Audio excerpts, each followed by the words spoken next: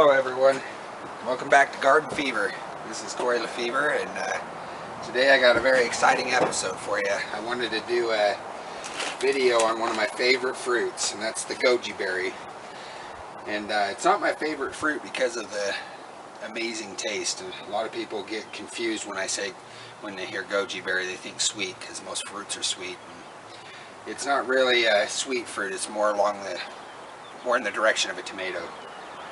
But I wanted to, I'm excited to do this video because they're very, very nutritious. In fact, they're considered to be a superfood or a superfruit. It contains a lot of antioxidants and vitamins and minerals and all that fun stuff. So I was very excited to do this, and they grow very well in cold regions. There's another one that is almost its identical twin called the wolfberry, so they're often confused. In fact, they're almost indistinguishable.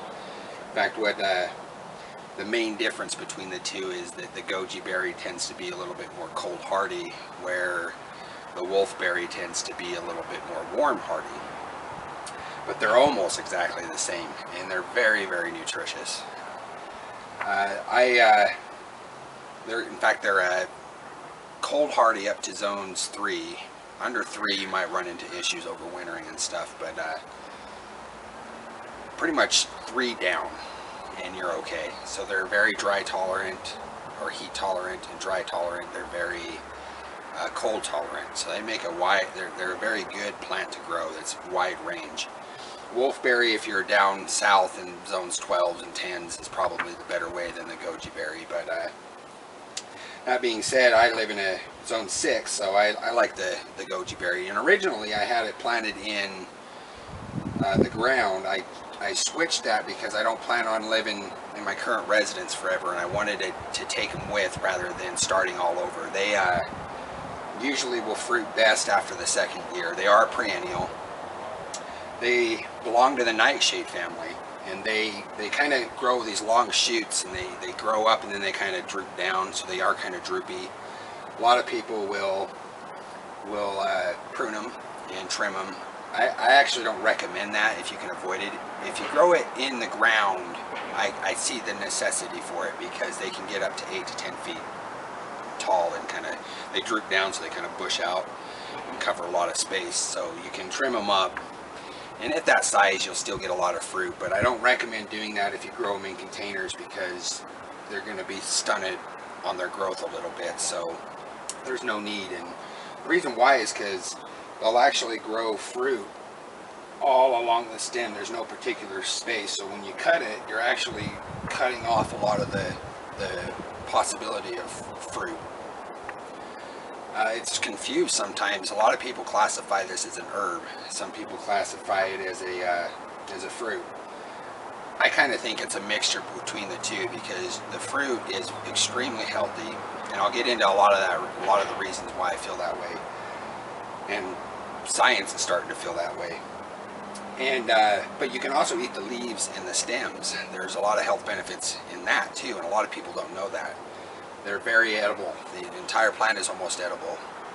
Stems are woody, so you would probably want to do a broth or a soup or something like that to soften it up if you were to eat it. But all the leaves, and then especially the fruit. The fruit is a little red berry, and it's about the size of a raisin. In fact, a lot of people will dry them out and eat them just like a raisin. I don't mind them raw, but don't be expecting a huge amount of sweetness if you do that. It's more along the lines of tomato, but they're very healthy. So with that being said, we'll get into kind of some of the facts and how to grow it and stuff, and why I chose container, and that's mainly the health benefits. It's considered to be, it's not an extremely popular fruit at this point in time. However, it's gaining a lot of ground because we're learning about it, and the more we learn, the more we understand the health benefits and the nutrient value of it. It originates in China. However, it can be found in most of the northern United States and Europe, and just kind of that northern region around China's level is the general population area. But one of the coolest things about this fruit, and why I'm encouraging everybody to grow, everybody should have this if you can pull it off, is the fruit actually has protein, and one of the largest amounts of protein in all of fruits and vegetables, and that's quite a claim. For vegans and vegetarians, you've got to grow this, because this has for the amount of weight, protein to weight of the fruit, it has quite a bit of protein. In fact, it's about 15% protein and 18% fiber. So between 10 to 30 grams of goji berries, you're looking at about 4.5 grams of protein and 5.4 grams of fiber, which is quite a bit for a fruit. Obviously not as much as, let's say, a steak, but like I said, for vegans and vegetarians, or people that just don't want to rely solely on the meats to get their protein, this is a good go-to. The leaves too, very nutrient, you know, salads, or you can put them in stews and soups and stuff. And the Chinese have been doing this for a long time. And as far as the health benefits, I wanted to kind of talk a little bit about that, because I'm getting a lot of mixed information out there and a lot of things I've learned. And that tends to happen with foods, because in order for nowadays for it to be considered an official health benefit, there has to be a ton of science in it. There has to be a bunch of tests, and certain established facilities have to agree to that claim before it becomes a reality. So with that being said, I'm a firm believer in ancient medicine, but I also understand that there's a science to it, and not all claims in history are accurate.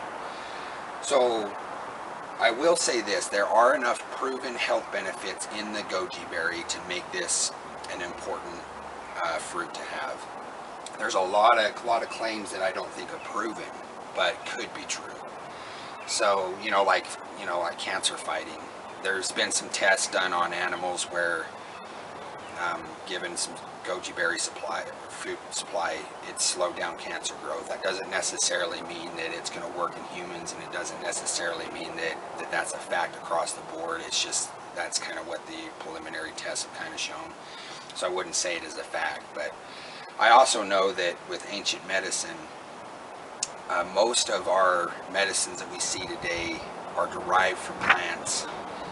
And basically what Big Pharma, aka Big Pharma, has done is they've taken the extract of what is considered to be the benefit, and they've concentrated it down into a pill form, and then they sell it to you. And that's basically how it works.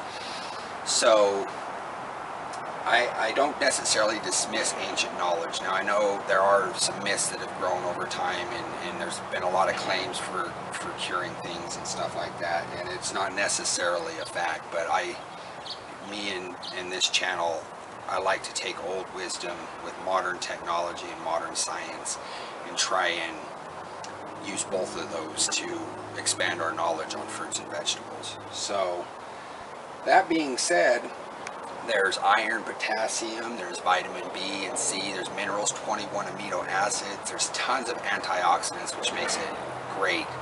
It is proven to help eyes, like your eyes. There's a lot of carotene, it's high in carotene, so it can help your eyes, it will help your skin. It can help with high cholesterol, and it boosts your immune system. This is one that's kind of vague, but it even has some studies pointing towards resisting Alzheimer's disease. Now, that's not necessarily a fact, but the point is that this is a very healthy fruit. I was going to wait till it bloomed its fruit to do this video, but I wanted to get it out since everybody's kind of has a garden fever at this time of the year, so I wanted to get this out because I really love this plant.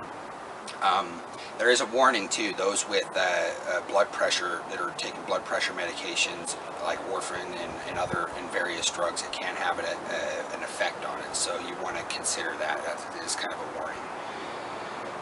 I chose to do it in a pot because I want to move eventually, and I wanted to take it with, and putting all kinds of energy into my yard right now is not really seeming like the best idea. So I've been really focusing on container gardening.